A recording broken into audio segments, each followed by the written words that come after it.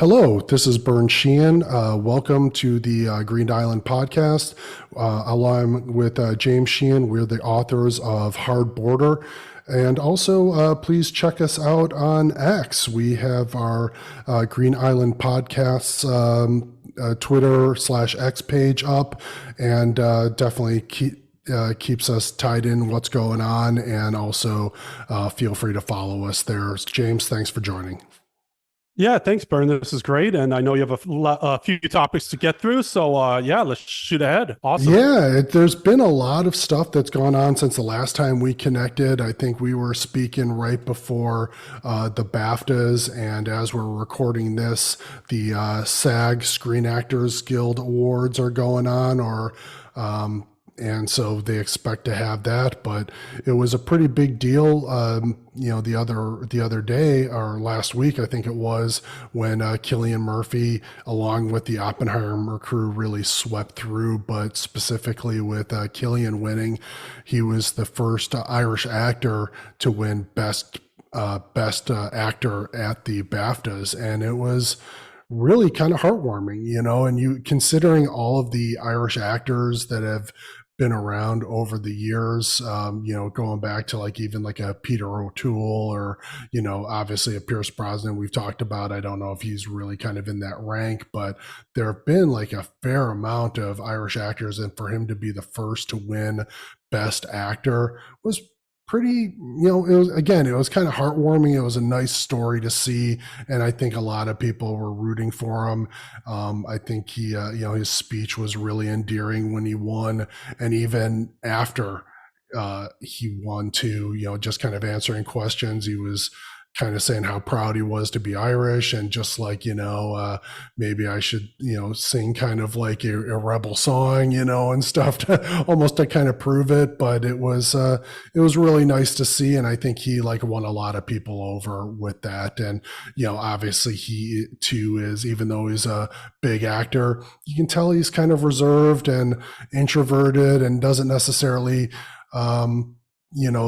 crave the spotlight. He just likes doing what he does, and it was just nice to see, hear somebody that you can truly root for, which today's day and age doesn't seem like that's too often. Yeah, and particularly for actors, but that's great. I mean, I don't know if the audience ever saw him in the wind something that shakes the barley. Yeah. That's an amazing movie. He should have won for that. I mean, he was just absolutely great. I mean, that's a great story. And even my dad, who doesn't watch movies, I think the first and only movie he watched with us was Return of the Jedi. But birthday. I mean, he watched.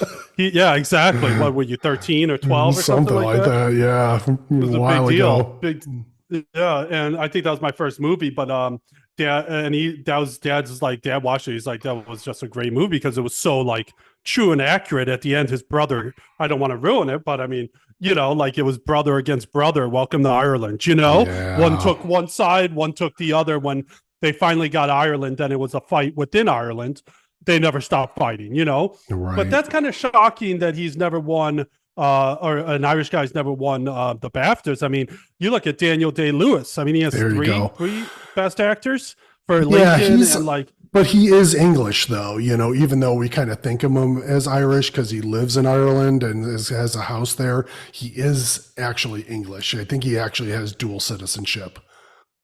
Oh, okay. I did not know that. Because I looked him up. I know because we had talked about this a little bit before, and I'm like, you're right. Why don't they count him? But he was born in England, but I think, again, he does live in Ireland somewhere. But has a dual passport, but everybody's and you would wonder Irish if he's passport now. 100%. I mean, you would wonder if he's 100% Irish and went back. I mean, he kind of almost promotes that he's Irish, so yeah, that's kind of interesting. I did not know that fact, but that's good. And I'm glad he won. And it seems they're sweeping, and it just goes back. I kind of think of these award shows have your Academy Awards, but what is this award number show number 6? I mean, it's kind of crazy. It's kind of crazy. Well, I think these the Screen Actors Guild Awards tonight are kind of like the last ones before the Oscars, and for the most part, is my understanding. You're right, but again, I haven't paid attention to this in well over 10 years. I mean, I can't remember the last time I really and truly kind of, was kind of like, oh, I'm rooting for somebody to win, or, maybe like Lord of the Rings. And that was going on 20 years ago now, because they should have won for, the first two. And then they finally gave it to him for Return of the King. But other than that, it just seems that, there's really not that much to root for out there, and hasn't been in a long time. And even though, we talked about Oppenheimer and not necessarily being blown away by it overall, I think we can agree that the actors were pretty good. And it's also just kind of like, oh yeah, okay, you can tell they worked hard, if nothing else, and they really put their all into it, and so that they are getting recognition rather than just some, I don't know, just something that was in the movie theater for like a week that was, some more kind of essentially woke crap, which it's been for the last number of years. It's nice to see that. Yeah, 100%. I think that's exactly it. I think they did a good job. Again, why I gave it a B is it just dragged on. Ultimately, if you kind of just cut it off at the first 2 hours or an hour and 90 minutes, I would have been a very satisfied camper, because I wanted to know what the story was leading up to the atomic bomb and blasting it. And then it's off, and like maybe a little celebrate, like whatever. Maybe they could have really ended it when he met the president and called it a day then. But the whole, say, last 30% of it was just boring, and I didn't like it. It kind of so that was kind of why I didn't give, but I thought it was a great movie up to that point, and I think they did do a good job. And I don't think there's any other movie out there that can compete with them this year. There's nothing there. There really isn't nothing there. I mean, the entertainment movies that I like, again, going back to Top Gun, the recent one, very entertaining. It's not going to get any sort of best actor or best movie or whatever, even though probably it should, because it's a great movie. Yeah. And like you said, Lord of the Rings, it's like they probably have to give it to him instead of some guy impersonating or like pretending to be some gay guy. I mean, that's all that ever won now. Past best actors was, you gotta play a gay guy, and it has to be his documentary, and you'll win. And it was kind of funny then, like the guy who played Elton John,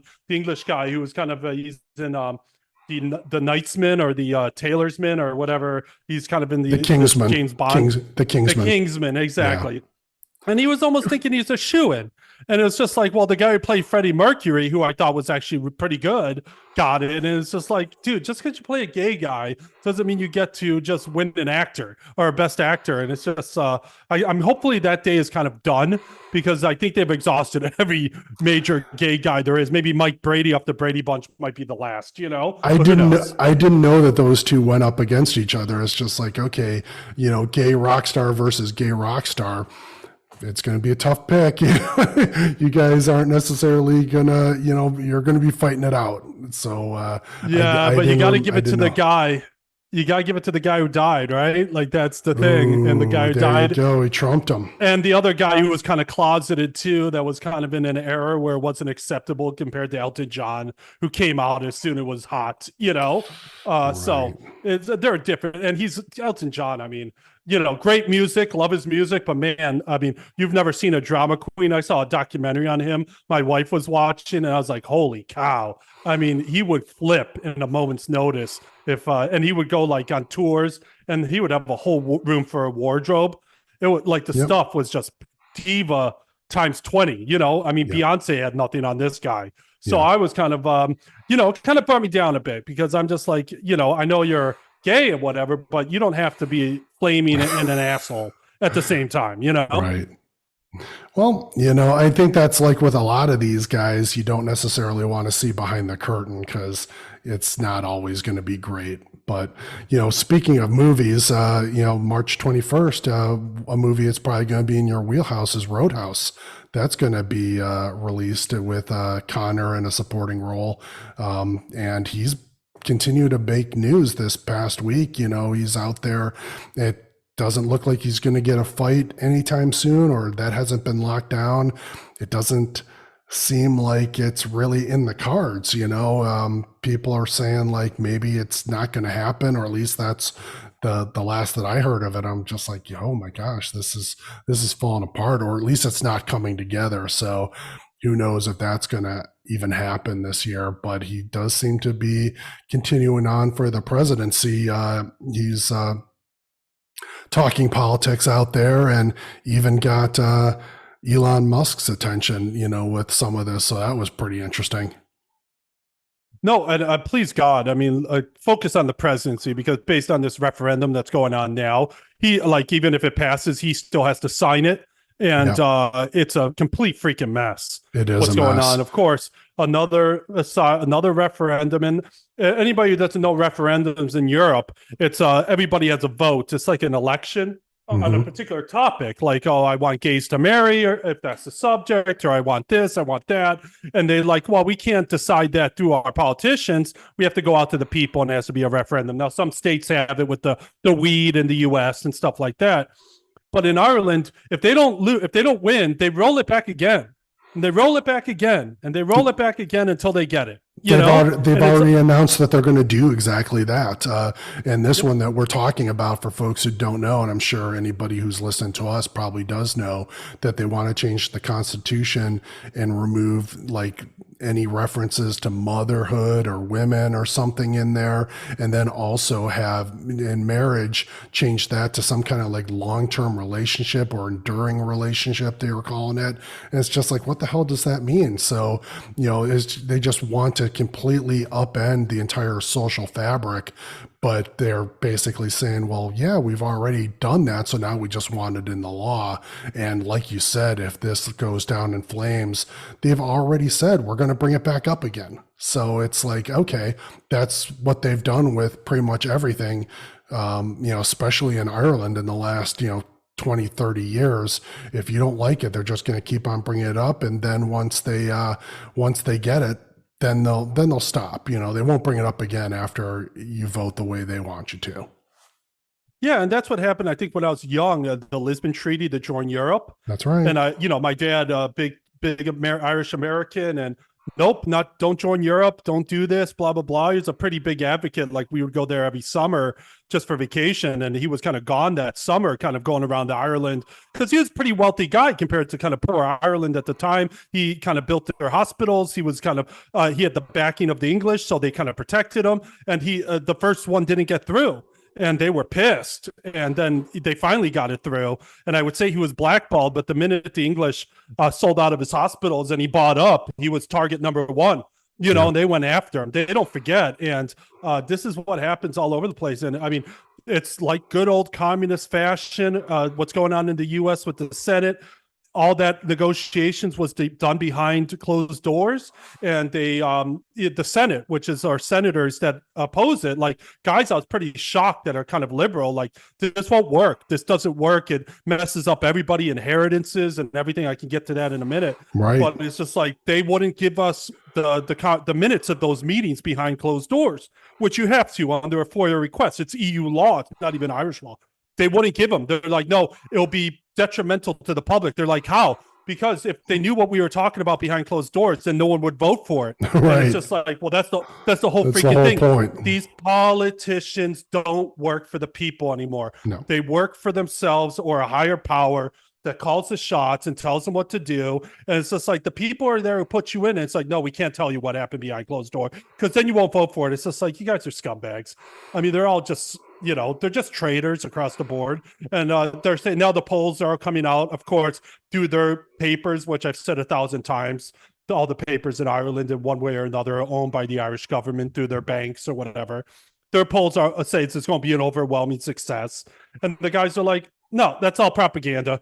No one, because at the end of the day, like, if you look at the very simple thing of a will or inheritance, Yeah. the will, I do a will with, I don't have a wife, hypothetically, I don't have a wife. So I have a nephew. He's been working my farm for 20 years. He knows he's going to get the farm. I got it from, his grandfather, and he's going to get the farm. But somehow, I shacked up with the girl. She got pregnant. She can go in and claim on the farm, even That's though, right. and it no one voids the will. Yep. without even the minute that they have even had a relationship, she can come in and claim because it's supposed to be some type of stabilized relationship or whatever. And dude, there's no stabilized relationship unless you're married because man, I have like I again going back to the gay thing, but I was I gonna told a say. story about the gay guys the other day that I was talking to about the borders, and the same gay guy, his other partner, they finally are getting married. Okay, whatever Okay. that is, they're getting married. He asked the other partner. Other partner is kind of not really. He's kind of reluctant. Doesn't want any of the. He's kind of like I don't even know if I'm really gay. You could question it, but anyways, the other guy's all about it, and so anyways, he's just like, okay, now that we're getting married, can we open up our relationship? That was the first question, and the guy's just Okay. like, what the hell is going on? Like all the friends are like, what the hell's going on? Like you can't do that. The minute you ask that in a heterosexual relationship, It's the over. relationship's over. You're It's done. over. Because You're you know done. that you And it's know whoever it is that's asking is already getting together with the person that they're targeting, or at least has somebody in mind. I mean, you can forget it. 100%. And that's, A hundred. so it's just kind of like the trust is gone. What are we doing here? This is ridiculous. And now, and like you say, that's not even a heterosexual relationship. That's, you're opening it up to kind of gay relationships and who's to say that's even, what makes it long term, what makes it enduring, these sorts of things. It's crazy. It's just going to be an absolute mess, but I think that's what they want, is for it to be a mess. 100%, because then they can just starve everybody. And it's like they're talking about refugees coming over. It's like, Yep. oh, well, we're not allowing polygamy in this relationship. Or it's just like you're allowing refugees from Africa that have 2 or 3 wives, That's right. so they come over here with their 3 wives. That just automatically defaults in. It's like they don't think about it. That's why they won't have anything public. They just want to ram it through. So then it just literally bankrupts everybody. Well, they've thought In about it some way, though. shape, or form. They just don't care. They've thought about it. They know what it is.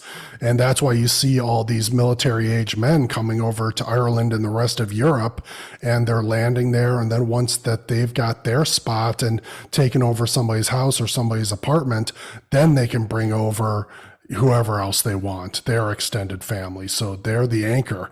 They're the ones who bring everybody Yep. else with them, and then it's crazy. It's a free for all. It's already a free for all. You can see, they don't mind sleeping in tents as long as talk about everybody having the Irish passport. They're just giving these passports to these guys. I mean, it's not like they have any Irish, I mean, we've talked about Conan being 100% Irish. These guys are 0% and they're walking around with an Irish passport versus somebody whose grandparents were at least Irish and they can't get one, or it's difficult for them to get one. And it's like, what are we doing here? They're just giving them out. And that is not only an Irish passport, that's like all EU. So now that's an entry to everything European. So I feel like they're making a mess, and it's very much on purpose. 100%. Let's bankrupt everybody and take away their services. And I mean, I have like the stats that are coming out in all these countries now is that because the woke corporations, like again, Ireland, there's maybe 10 companies that are US based that pretty much bring in all the revenue and they want everybody employed. Well, these companies are now not even hiring white people. They're hiring black. It doesn't matter their credentials. They're just hiring black people over the white people. It doesn't matter if the white people have MBAs or masters or doctorates and the black people have, or colored or whatever. These foreigners have, no degrees. Well, we're just going to bring them in anyway because we need to starve the white people out, and we're not going to give them jobs, and we're going to dilute them out, and we're going to give them the jobs, and we don't care because we're so entrenched now, our businesses like Microsoft and Google, for example, and they're promoting. It's like, oh, Microsoft came out or just found the other day, oh, well, we're literally publicly saying, well, we're so great, we're paying the black people more than we're paying the white people in our company. And that's it's illegal. Like, well, that's illegal. I mean, it's literally illegal to do that, but they still 100%. do it, and they're also promoting it and showing how they're breaking the law. Great. So it's just insane. I think you're hitting on all of these right points, and it really leads us over to that, Google I mean, this all sounds like it's a conspiracy theory, but yet it's actually happening. It's really insane. And that leads us over to like the Google AI that they just launched last week. And it's called Gemini, and it is not only crazy, woke, racist, but it is just a joke, and it was spearheaded by some Irish woman. So, I think this really comes full circle, this woke agenda that's out there. Not only is Ireland leading it, you've got Irish people leading it as well, and really making, you know, idiots out of themselves. You can't ask it to show you a picture of George Washington. It's a picture of, a guy who happens to be African American, or a black guy in a wig that looks like George Washington. And it's talk about no credibility. You're not going to get right answers. You're not going to get anything. The whole idea of these searches and being able to ask for something so that you get what you're asking for and that it can take those next steps. But nope, that's not what you're getting at all. And they have, in one fell swoop, within a couple of days, completely destroyed their credibility of what they're trying to do AI wise, but also what their company does, period. Everything that they do is now suspect. And I've been hearing for a long time that their search just sucks. And of course, you've got the added dimension, at least here in the US. Sorry, it's an election year, and these companies are going to be messing around, and whether it's Facebook or Google or whoever, they're going to be trying to put their thumbs on the scale, and you can see it right out in the open, and they're not even trying to hide it anymore. It's really insane, but they don't care. They don't care whether you know about it or not. Yeah, and this Irish girl like had to do a podcast afterwards, and she's just like, I made the mistake of judging everybody equally, and that was my mistake. I should have been judging the white person more roughly and stuff like that. It's like, why? Everybody has their trials and tribulations they have to go through in their lives, and it's just like, that was my mistake. And this is an Irish girl that has no interaction. I mean, I lived in Ireland for 20 years. It might be some black people there now from refugees. It was the whitest country in the world. I mean, by far, everybody was white. There wasn't like England where there's, Middle Easterns and stuff because they had colonized. And she probably never interacts with the white person or black person in her life. Maybe now on Google a little bit, but these people are such a joke. And of course she's the liberal white woman, 40 years old. I would doubt that she probably has kids. If not, the husband's at home watching the kids. But I mean, she's just like, it's ridiculous, and I'm just so tired of it because they don't live in reality. It's kind of like in Australia, where my wife's from. They were trying to have a vote to give extra rights to Aboriginals, which are literally 3% of the population, 2% more rights than the white person or any other person. It's just like, and it wasn't about the Aboriginals at all. It was always about like, well, we need some ambiguity in our constitution so that we can screw over both people. The Aboriginals didn't even want it. But of course, the communist socialist government wanted to put it in as soon as they got in, like in 2020. It was their first time they were elected in a long time. This was their first thing. But everybody who voted yes were the highest wealth in the nation. They were in cities that the Aboriginals were about 4,000 miles or 3,000 miles away or 2,000 miles away. They were always in the richest parts of town that have no interactions with any of these people, but they had to vote yes as virtual signaling. It's getting so annoying because they think they're brilliant, and they're the exact opposite because they won't think outside their bubble. No borders, open relationships, blah, blah, blah. And it's just like, it's just going to wreck everybody. It's like no one's going to be brought up from this. You're just bringing everybody back down. And I was just kind of commenting because I saw kind of these guys talking about this priest that is on the that talks about the demons, and he's an exorcist. His name is Father Chad Rippinger, and the comparison he did for demons and communists, they're virtually the same. And Right. like the way they go about attacking people, it's like, let's introduce racism. I haven't heard racism in like 30 years until the last 4 years. I mean, we lived in race, like the black communities when we were growing up. Okay. And, they're coming to our school, Palisades in Illinois and stuff. We had 30% black people. They were coming in from the city, living with grandma down the street.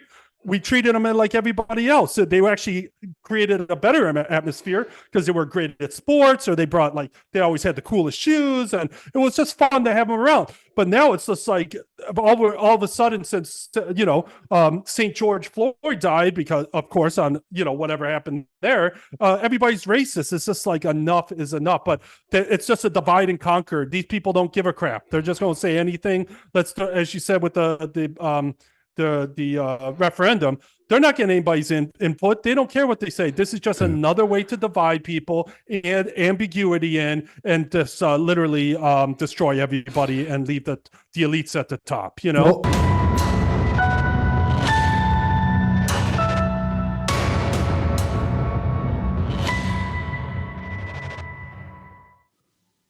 one of the things that exorcists observe is that demons try and control every single aspect of our lives. In my book on psychology, called The Introduction to the Science of Mental Health, I make the observation in one of the chapters in the third part about how people who try and control everybody else is the product of them having no internal self-control. In other words, because they can't control themselves, they have to control everybody else in order to feed their appetites of what they want. Demons use temptation versus other forms of diabolic attack to slowly gain control over the individual. In other words, demons will use various forms of temptation to slowly kind of gain control over the individual. And if you give in to them, you've already ceded a little bit of power or area in your life to them. Their ultimate goal is to control every aspect of a person's life and to eventually have him in hell under him, because if a demon managed to gets you to commit the sin for which you are damned, you are under him in hell. And they want that way they can control you for the rest of eternity because you're under them. And in hell, there's no love, no good, no nothing except power. So everything is about power. Communists, in relationship to them, there is no aspect of a person's day-to-day life which they don't want to have absolute and complete control. You see this in our government right now. There's not a single area of our life that isn't taxed, that isn't trying to be controlled, that isn't trying to be manipulated, or that they're trying to position themselves in order to have complete control of literally every aspect of our lives. This is why they are developing technology and working with people that are heads of technological companies in order to track, control, as well as spy on people continuously. They basically want to maximize their control. Why? Because communism is not a system which persuades the masses. It persuades a percentage of the people. Certain people will sign off or give assent to the ideas of communism, but in the end, a majority of the people realize it's a bogus political system and a bogus way of looking at life and philosophically, etc. And so the only way they can maintain the power, because eventually the people will just simply overthrow them, the only way they can maintain power is by having complete control over every aspect of people's lives. You cannot control somebody if you don't know what they're doing. This is why they're wanting to develop all sorts of forms of surveillance and keeping track of people. Just as with demons, one wants to control someone else is the product of himself being out of control. In other words, there is great moral corruption among communists. You can read that among the people who have been in it and gotten out. They don't have interior virtue and discipline and self-control. They have a kind of diabolic discipline in trying to achieve their agenda, but not in the area of moral lives. So when it comes to relating with other people, they don't have any internal discipline and can't relate to people with that discipline. So they ultimately want to basically take away everybody's freedom in relationship to choosing what they're going to do. In other words, they don't want people to have a certain amount of freedom. Those who are communists try to control people, and this is a sign that they themselves lack interior control and a certain amount of interior freedom to be able to take or leave something. In other words, part of a person having a certain amount of virtue in relationship to something is they can take it or leave it. Whereas a person who has vice, they're just constantly inclined towards it and they can't resist in relationship to it. And this gives us an indication that communism is a vicious system. When a person or a group of people, that is, a movement like communism, seeks to control people, it's a sign of viciousness, ultimately. Both demons and communists cannot live and let live. They're both compulsive and try to control others. That's one of the ways that you can discern a communist. If he cannot live and let live, that's a pretty good sign he's a communist. Well, the people that are voting for it, they're the ones that are going to be least affected. It's not going to change anything about them. They're going to go about doing what they're doing. It's everything around is going to fall apart. It's society that gets hurt. And it's the same in Chicago. You look at, I feel like, Texas and Florida and these other states really were, pretty smart in sending, these immigrants and really invaders to these cities that are just like, oh, we're sanctuary cities, and but knowing that they're not going to have to be a sanctuary for anybody, but now they are, and they are screaming. They are screaming bloody murder that they are dealing with it, and it's not pretty, but that's the only way people will wise up, is to have consequences. And that's what's at least happening a little bit now. Hopefully Ireland can avoid it, but let's be honest, it's Ireland in today in 2024. Either they pass this now or they're going to pass it later, and it's going to continue to go down the tubes. And we're here to talk about it, at least, not necessarily happy about it, but at least look and see what's going on, and, comment and hopefully, show the error in their ways, but I doubt it. Well, I mean, Ireland is worse than New York and California. I mean, it literally is the 51st state of America. I know you think it's in Europe, but it's really almost more Americanized. I mean, they identify as Europeans, but every bit of almost all their money of Ireland comes from America through the Fortune 500 companies or that are there. It's a joke. And they'll bring it all the way to the end because they want a virtue signal. And you see, they won't share. It's the exact same sort of stuff. And they did to us what they just did to Trump. Gave him a 450 million euro judgment for absolutely doing no fraud, just to drain his coffers and have him. And it's like they did that to us. So they're very well ahead of America in that regard, Yeah, but doing that, though, shot themselves in the foot. How are you valuing property, and how are you doing deals on property in New York now if you can't say, hey, here's the valuation of my property, I want to borrow against that and deal with a bank? Now you need to get a judge to approve that, because otherwise they're going to say it's fraudulent. So every real estate deal now in New York is up for grabs and potentially quote unquote fraudulent. So they're, people who are in the know and have money, they're getting out. They've ultimately crushed themselves. It hasn't happened yet. Like they haven't fallen completely to bits, but it's on the way. Unless they overturn this real soon, they've destroyed New York as a place where you can invest. And they're not going to stop it because they want to drink Trump of his 500 mil or 450 mil if he uses it for campaign. It's just, they're not even thinking about that. But yeah, they haven't had a thought. And that's the same with Ireland. It's like, as you said, there was builders. They're looking for builders to come back to Ireland to build homes. It's just like, don't step foot on Ireland. Don't bring your equity to Ireland.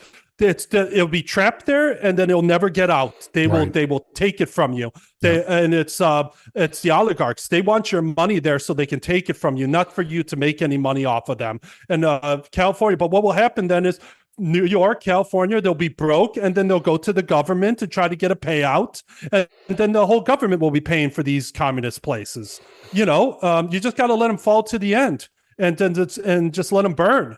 But and I know you say that these guys aren't going to be affected, the rich and the elites, but they're just so warped and living in their bubble that they won't know they're affected until it's too late. Right. They'll be affected for sure, because the communists or the devils, the demons, there's no better target than their own, but they save them after they've gotten everybody else. Yeah, and they're going to come for them. And these people, they all live in the major cities, like New York crime. It's just okay, well, I paid $10 million for my penthouse or apartment in New York. It's just like, I can't walk outside the street, or I can't go in COVID down the street without being yelled at for not wearing a mask.